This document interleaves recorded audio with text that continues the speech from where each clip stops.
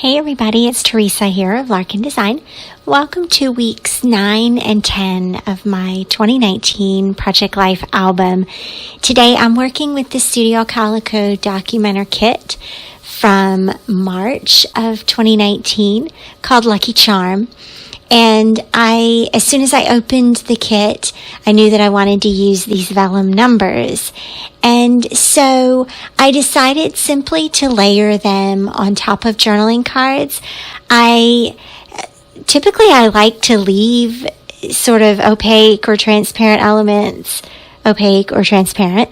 But this time I decided I would just layer them over top of the journaling cards and let them not be opaque in the pockets. And so I'm going to just get going here. I shared what I have chosen from the kit to use. And I'm working with some of the peach colors, I guess, coral colors in the kit, some of the pinks and yellows and navies in this kit. And so just jumping right in here, my week cards have kind of been interesting little studies in this year's album. And I'm trying to just come up with ways. It's not really conscious, I don't think. But it seems like I'm coming up with different ways to make the week numbers stand out and the dates stand out, and working more organically with the background cards. And so this card had pretty much all of the colors that I'm gonna pull from the kit. So this is one of the unifying cards in the layout. And of course I chose the Coral 9. It may be a 6. I don't know. You could use them either way. And then I used the alphabet stickers for the week number and just simply stamped the date on that card. And so some other fun uses, you'll see that I cut this card up to use this triangle as a journaling spot. And I'll do that again on the right-hand side as well. And so I'll tell you just a couple of stories about these 2 weeks. And this was actually a travel week. So my husband was traveling for his work. And I want to just say I've received some criticism for sharing my husband's travel schedule, and for, interestingly enough, criticism for the fact that I miss him when he's gone. And so I want to just say that if you don't like to hear about how I miss my husband when he's gone, then this is probably not a layout for you to watch. And but I also want to just say that I actually do miss him, and we do miss each other when we're not together, because we are that kind of couple that is we're actually really healthy together, and that's actually a really healthy thing. I also enjoy having some quiet time when he's gone, but I do miss him. And I do enjoy sharing those pieces in our Project Life albums every year, because I like knowing where he's going and the weeks that he's gone. And I like documenting how we're working through that together as a family. And one of the reasons why I want to just say I'm going to continue documenting this, I'm going to continue talking about it, is because we are a blended family. And for 2 of our children, he is their only parent. And so when he is gone, it is hard for those 2 children. It is a difficult circumstance for them to be without their birth parent, their primary caregiver. And but I'm going to continue documenting that. I'm going to continue sharing that here. And I hope that you're inspired by that too. If your partner travels, that it's okay to say, I miss them when they're gone, and here's how we work through those hardships. And one of the ways that we work through those hardships is that as you can see in this photo here, this is a photo of me dropping off the girls at their bus stop because it was raining that morning. And typically Alan gets up with the girls because they get up earlier and get on the first bus. Our school system does bus sharing, so the middle school kids get on the bus first, and then the same buses come back around for the elementary school, and then they come back around for high school. So the middle schoolers get on the bus really early. And so I take that time to be with the girls and take fun pictures and hang out with them. And that's a really healthy thing that I get to do. And it definitely changes things up a little bit when he's gone, in a good way, and also in a way that we recognize how much we miss him, and we're glad to have him come back home.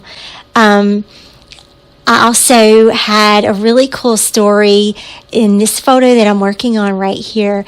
Natalie and Emberlyn and Nick, all three rode on bus 85 in Kernersville when they were in elementary school. And that bus driver went viral that week because somebody had found him in the drugstore buying Valentine's candy. And I remember Natalie telling me that her bus driver gave them lollipops on Fridays for good behavior. And so then, sure enough, somebody took a picture of him buying all this candy for his bus riders for Valentine's Day, and he went viral for that. And so I took a picture of her watching the news story once it hit the news media locally and I think nationally. And so she was excited about that, and that was a cool little story to include in this layout. So moving along to week 9, and I realized I haven't really talked much about my actual process. You guys probably pretty much know my process by now. I tend to alternate the 3x4 cards. I have kind of a formula. I put the date cards in the upper left-hand corner and in the lower right-hand corner. That's just something that I've done for years, and it helps me have a decision already made, so I know right where to get started, and I can get rolling with the layout as soon as everything is chosen. I also, for the 3x4 cards, you'll notice I have journaling card, pattern paper, journaling card, photo. That's typically my XY kind of formula, and I did mix that up a little bit on the left hand side because I had quite a few stories to tell for that week, and so there are all 4 journaling cards, but you can see where I alternate colors with black and white. And the same thing over here on the right hand side as well. I had quite a bit to say this week, in this layout actually. So that's really cool. Of course, in week 10, Alan was back, and so we had a date night, and I also had taken some photos of our albums in the KLX unit that's in my studio, and that I've received some compliments. Thank you for the compliments about that shelf and how the albums look on that shelf, and I'm really proud of having those displayed. They're right there by the front door when you come in, and any of the kids can go to them at any time and pull them off the shelf and look at them. And so I want to just encourage you to go and take a picture of your albums this week and put them in your Project Life albums. Put a photo of your albums in your album. How very metadata. So here's where I'm cutting that triangular journaling card again. I was looking for some fun ways to incorporate journaling without having to use labels all the time. As much as I love labels, don't shoot the messenger here. I love labels, but it's also fun to cut up your journaling cards and use them as to help you write your stories as well. And that's something that I really love Studio Calico kits for. I cut these cards up and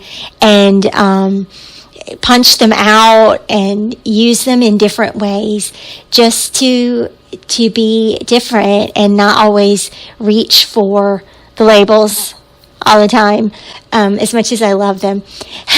So this photo is really cool. I know it's hard to see, so I want to invite you to take a look at my blog, and it'll be linked below, and you can check out this photo.